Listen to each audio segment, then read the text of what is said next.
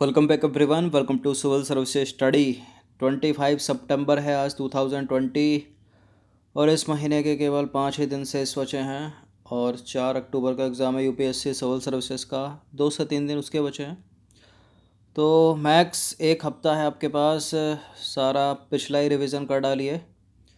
तो चलिए स्टार्ट करते हैं। प्रैक्टिस सेट नंबर है 570। तो क्वेश्चन नंबर 1 से स्टार्ट करते हैं।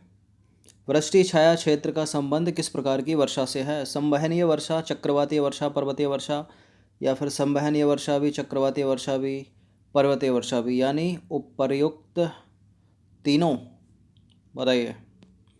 वृष्टि छाया क्षेत्र का संबंध है पर्वतीय वर्षा से। ऑप्शन नंबर सी है इसका आंसर। तो पर्वतीय वर्षा के दौरान पवनाभिमुख ढाल सूखे और वर्षा विहीन रहते हैं, इसे ही वृष्टि छाया क्षेत्र कहते हैं। संवहनीय वर्षा से रिलेटेड कुछ स्टेटमेंट है यहाँ पर। देखिए, जो संवहनीय वर्षा है पक्षाभ मेघों के द्वारा होती है। इस वर्षा में कम समय में मूसलाधार वर्षा हो जाती है और यह वर्षा केवल विषुवतीय क्षेत्रों में होती है। यह अपनी सुंदर सी पृथ्वी बीच से एक रेखा खींचेंगे, 0 डिग्री इक्वेटर है ये, या विषुवत रेखा, मतलब ये बोल रहा केवल यहीं होती है ये। ऊपर का उत्तरी गोलार्ध, नीचे का दक्षिणी गोलार्ध हो गया, उत्तरी ध्रुव हो गया, दक्षिणी ध्रुव हो गया। ठीक है। अब पृथ्वी घूमती कैसे है? पश्चिम से पूर्व की ओर, टिल्डा एक्स पर भी झुकी है ना। इसको क्या बोलेंगे? परिभ्रमण या फिर घूर्णन। तो संवहनीय वर्षा ऐसा नहीं है केवल यहीं होती है इक्वेटर पर, ये उत्तरी गोलार्धों के मध्य भाग में भी होती है, भीतरी भागों में। तो गलत है तीसरा वाला स्टेटमेंट, दूसरा वाला भी सही है। तीसरा गलत हो गया, दूसरा सही हो गया। इस वर्षा में कम समय में मूसलाधार वर्षा हो जाती है और यह वर्षा पक्षाभ मेघों के द्वारा नहीं होती। कपासीय वर्षा, असंवहनीय वर्षा कपासी मेघों के द्वारा होती है। ठीक है ना, कपासी मेघों के द्वारा। कल बताया था ना, ये पक्षाभ ये सब एक उसमें थे स्टेटमेंट में। सबसे ऊंचाई पर अधिक पाए जाते हैं 8,000 से 12,000 मीटर की ऊंचाई पर। कौन से? पक्षाभ मेघ। तो इनसे नहीं होती संवहनीय वर्षा, ये तो कपासी मेघों से होती है। यहाँ केवल दूसरा सही हो जाएगा, ऑप्शन नंबर सी। तो देखिए, हवा गर्म हो जाने पर हल्की होकर संवहन धाराओं के रूप में ऊपर उठती है। वायुमंडल की ऊपरी परत में पहुंचने के बाद यह फैलती है तथा तापमान के कम होने से ठंडी होती है। इसके परिणाम स्वरूप कंडेंसेशन यानी संघनन की प्रक्रिया होती है तथा कपासी मेघों का निर्माण होता है और संवहनीय वर्षा होती है। संवहनीय वर्षा के दौरान गरज तथा बिजली कड़कने के साथ मूसलाधार वर्षा होती है, लेकिन बहुत लंबे समय तक नहीं होती, ये रुक जाती है कुछ देर होने के बाद। यूपीएससी सिविल सेवा में पूछा जा चुका प्रश्न ये। क्वेश्चन नंबर 3 पर आ जाइए। संसार में वर्षा के वितरण के संबंध में नीचे दिए गए कथनों पर विचार करना है। पहला स्टेटमेंट है, महासागरों की अपेक्षा स्थलीय भागों के ऊपर वर्षा अधिक होती है। विषुवत वृत्त से 25 डिग्री अक्षांश से 40 डिग्री उत्तरी एवं दक्षिणी अक्षांश के मध्य पूर्वी तट पर बहुत अधिक वर्षा होती है। कौन सा सत्य है? दूसरा वाला करेक्ट है, पहला वाला इनकरेक्ट है, क्योंकि महासागरों की अपेक्षा स्थलीय भागों पर कम वर्षा होती है। इसका मतलब क्या हो गया? महासागरों की अपेक्षा स्थलीय भागों पर जो वर्षा है वो कम होती है, यहाँ अधिक नहीं आएगा। यानी आसान भाषा में समझे तो महासागरों के ऊपर अधिक होती है और स्थलीय भागों के ऊपर कम होती है। ठीक है, तो पहला तो गलत हो गया, केवल 2 इसका आंसर हो जाएगा, ऑप्शन नंबर बी। तो कथन एक सही नहीं है। विश्व के स्थलीय भागों की अपेक्षा महासागरों के ऊपर अधिक वर्षा होती है, क्योंकि वहाँ पानी के स्रोत की अधिकता के कारण वाष्पीकरण की जो क्रिया है वो लगातार कंटिन्यूसली होती रहती है। विषुवत वृत्त से 25 डिग्री से 40 डिग्री उत्तर एवं दक्षिणी अक्षांशों के मध्य पूर्वी तटों पर बहुत अधिक वर्षा होती है तथा पश्चिम की तरफ यह घटती जाती है। लेकिन विषुवत वृत्त से 45 से 65 डिग्री उत्तर तथा दक्षिणी अक्षांशों के बीच पछुआ पवनों के कारण सबसे पहले महाद्वीपों के पश्चिमी किनारों पर वर्षा होती है। यह पूर्व की तरफ घटती जाती है। दोनों बातें समझ में आ गई।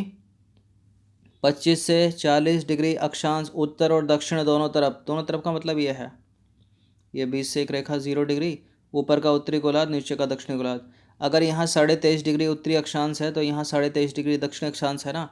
यहाँ 60 डिग्री है, नीचे भी 60 डिग्री होगा, होगा कि नहीं होगा? तो उसी की बात बोल रहा है दोनों अक्षांशों में।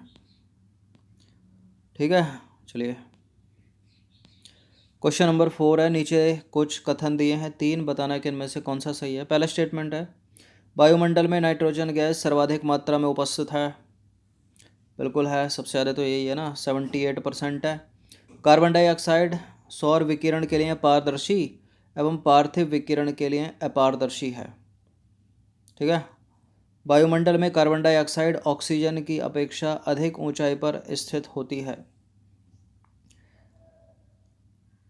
देखिए, पहला वाला हो गया सही, दूसरा वाला भी हो गया अपना सही, तीसरा वाला गलत है।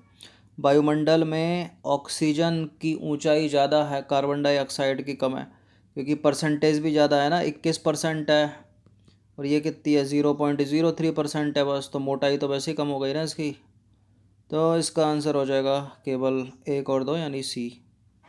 तो कथन 3 सत्य नहीं है। वायुमंडल में नाइट्रोजन गैस सर्वाधिक मात्रा में उपस्थित होती है। पहला स्टेटमेंट कितनी है, 78.8%। ऑक्सीजन कितनी है, 20.95 यानी लगभग 21%। ऑर्गन है 0.93% तथा CO2 यानी कार्बन डाइऑक्साइड है 0.036%। इतनी कम है, फिर भी नाक में दम करे हुए। देखिए, कार्बन डाइऑक्साइड गैस जो है सौर विकिरण के लिए पारदर्शी है, लेकिन पार्थिव विकिरण के लिए ये अपारदर्शी है।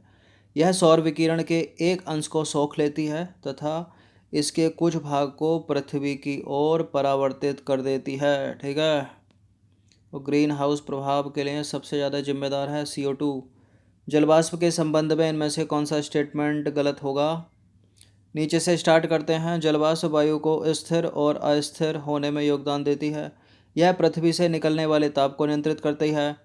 विषुवतीय वृत्त से ध्रुवों की तरफ जाने पर जलवाष्प की मात्रा घटती जाती है। जलवाष्प की मात्रा वायुमंडल में ऊंचाई बढ़ने के साथ बढ़ती है, बताइए। देखिए, जलवाष्प वायु को स्थिर और अस्थिर होने में योगदान देती है, करेक्ट है। यह पृथ्वी से निकलने वाले ताप को संग्रहित करती है, ये भी एक ग्रीन हाउस है, ग्रीन हाउस गैस है कि नहीं है जलवाष्प।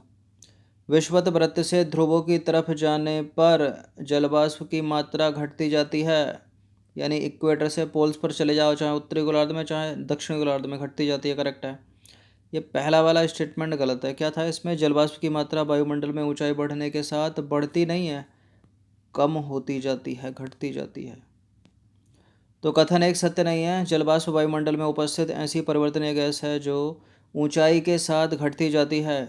गर्म तथा आर्द्र उष्णकटिबंध में यह हवा के आयतन का 4% होती है, जबकि ध्रुवों जैसे ठंडे तथा रेगिस्तानी शुष्क प्रदेशों में यह हवा के आयतन के 1% से भी कम होती है।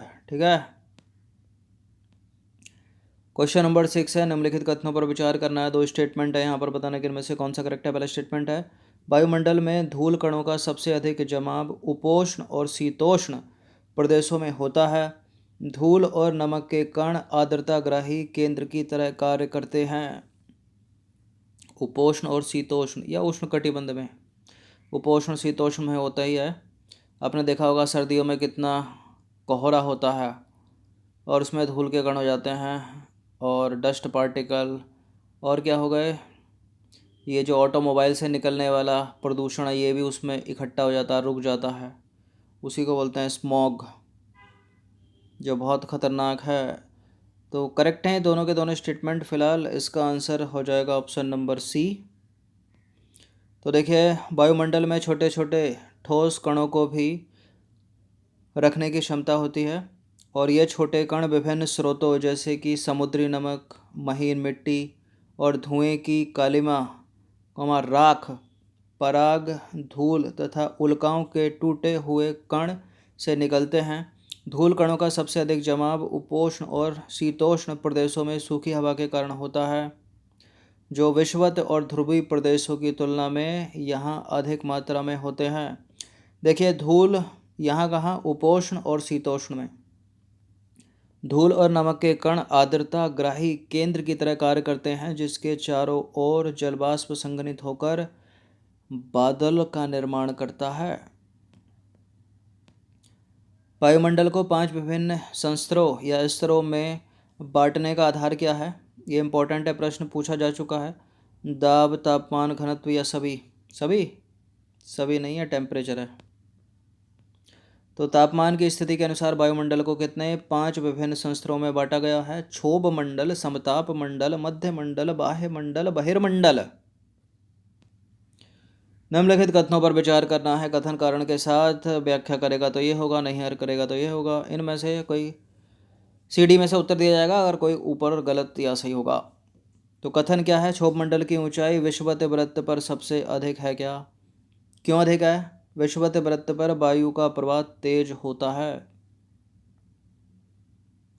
बिल्कुल ये करेक्ट है, दोनों के दोनों स्टेटमेंट व्याख्या भी कर रहा है, ये है इसका आंसर है। तो क्षोभ मंडल वायुमंडल का सबसे नीचे का स्तर है। इसकी ऊंचाई सतह से लगभग 13 किलोमीटर तक है। यह ध्रुवों के निकट 8 किलोमीटर तथा विषुवत वृत्त पर 18 किलोमीटर की ऊंचाई तक है। क्षोभ मंडल की मोटाई विषुवत वृत्त पर सबसे अधिक है, क्योंकि तेज वायु प्रवाह के कारण ताप का अधिक ऊंचाई तक संवहन होता है। ठीक है। इसके बाद 19 से 50 तक है समताप मंडल, स्ट्रेटोस्फियर। नीचे दिए गए कथनों को ध्यानपूर्वक पढ़िए। 3 स्टेटमेंट हैं। इस संस्तर में धूल कण तथा जलवाष्प मौजूद होते हैं। इस संस्तर में मौसम में परिवर्तन होता है।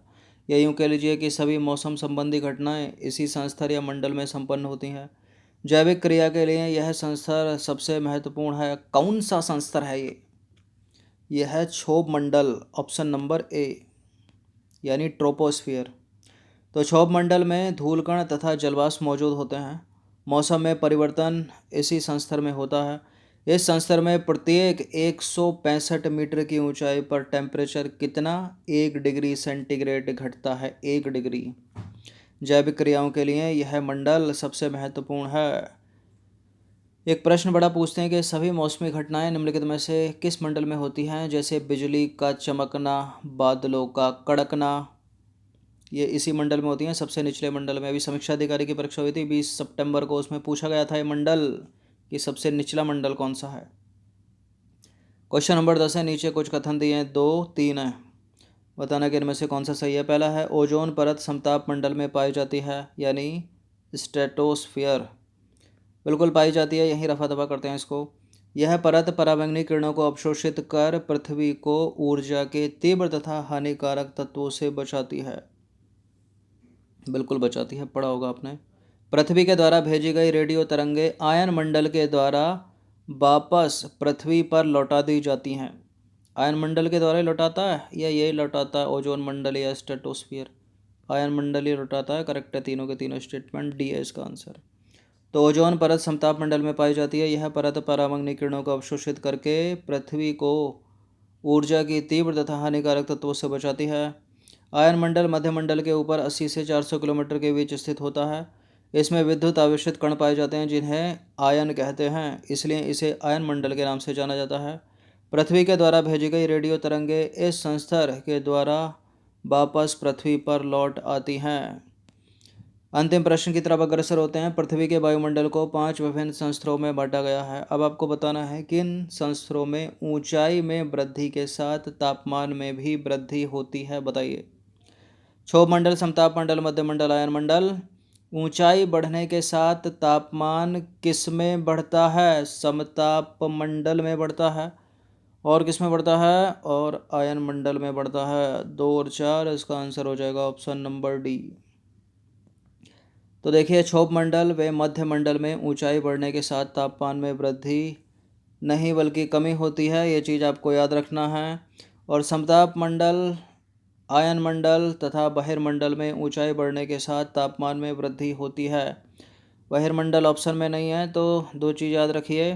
क्षोभ मंडल और मध्य मंडल में ऊंचाई बढ़ने के साथ तापमान में कमी होगी, और समताप मंडल, आयन मंडल और इसका जो बाह्य मंडल सबसे बाहर का, इनमें ऊंचाई बढ़ने के साथ तापमान में क्या होगी? वृद्धि होगी। ये मोस्ट मोस्ट मोस्ट इम्पोर्टेंट प्रश्न है।